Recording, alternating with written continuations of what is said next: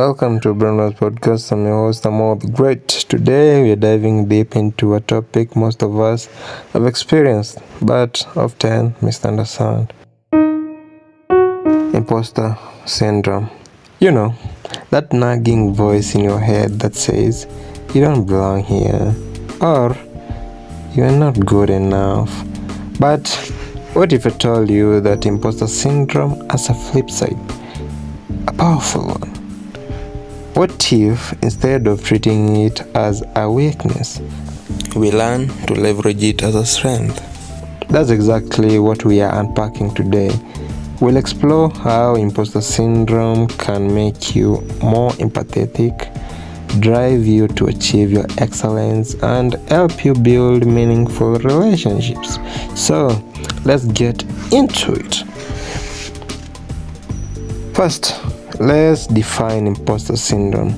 Coined in the late 1970s by psychologists Pauline Clance and Susan Imes, imposter syndrome refers to feelings of self-doubt and inadequacy despite evident success. You might think, I'm just lucky, or everyone is going to find out I don't know what I'm doing. Interestingly, studies show that 70% of people experience imposter syndrome at some point in their lives. It's not limited by gender, industry, or career levels. From students to CEO, it's a universal phenomenon. But here's where it gets interesting. Imposter syndrome isn't inherently bad. It's a signal that you are stepping out of your comfort zone. It shows that you care about your performance, your work, and the people you're serving. The very feelings that makes you doubt yourself can also make you better. Let's talk about the flip side. The traits that make imposter syndrome challenging also holds hidden strengths. First, empathy and connection. Imposter syndrome makes you hyper-aware of your limitations, which can increase your empathy for others. When you doubt yourself, you might naturally assume others feel the same way. This awareness can help you create deeper, more meaningful relationships, whether at work, in friendships, or within your community. Second, it motivates. People with imposter syndrome often over-prepare, work harder, and strive for perfection. While perfectionism can have downsides, the drive to improve and deliver exceptional work can be a huge advantage when balanced. It pushes you to consistently exceed expectations, not because you are competing with others, but because you are competing with your own insecurities. Then, thirdly, adaptability. When you constantly feel like you are catching up, you are more likely to learn new skills and stay flexible. This adaptability is a superpower in today's ever-changing world. Those who feel like imposters often become lifelong learners, always seeking growth and improvement. Fourth is authentic leadership. Believe it or not, imposter syndrome can make you a better leader. Why? Because when you doubt yourself, you are less likely to operate from a place of ego. You are more inclined to listen, collaborate, and lead with humility. Leaders who admit their vulnerability often inspire more trust and loyalty than those who pretend to have all the answers.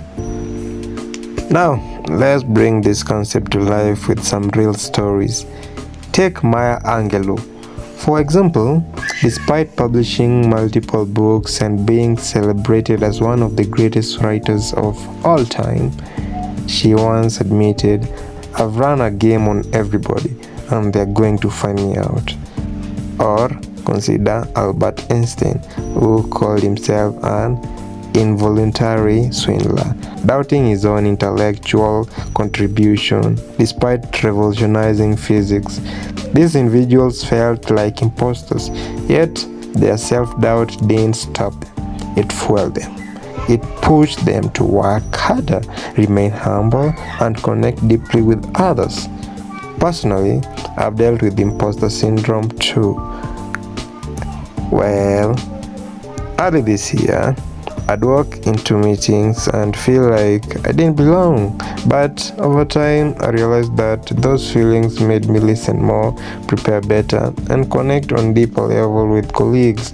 What I saw as a disadvantage actually became one of my greatest assets.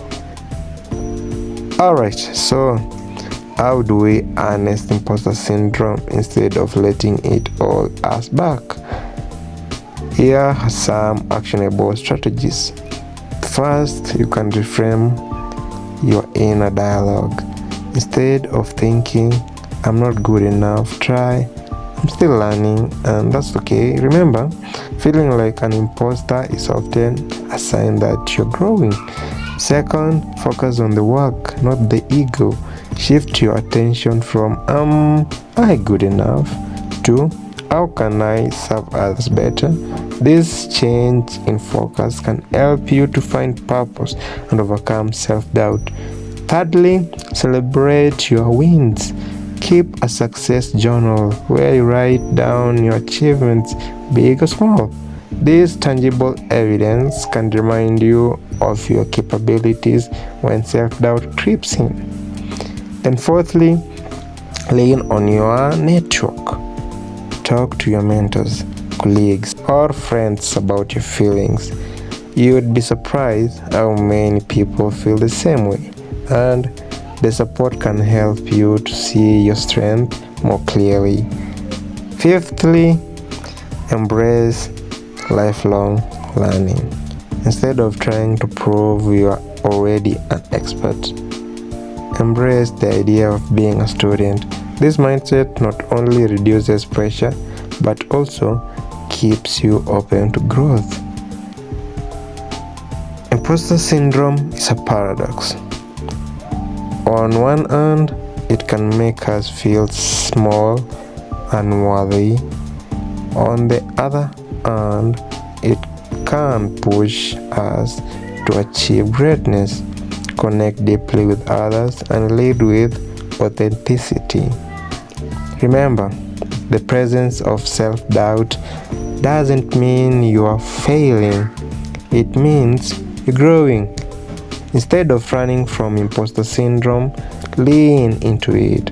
Embrace its flip side. And you might just find it's one of your greatest advantage. Thank you for joining me on this journey today. If you enjoyed this episode, don't forget to subscribe, share, and leave a review. And as always, keep challenging your mindset and growing toward your full potentials. Until next time, adios.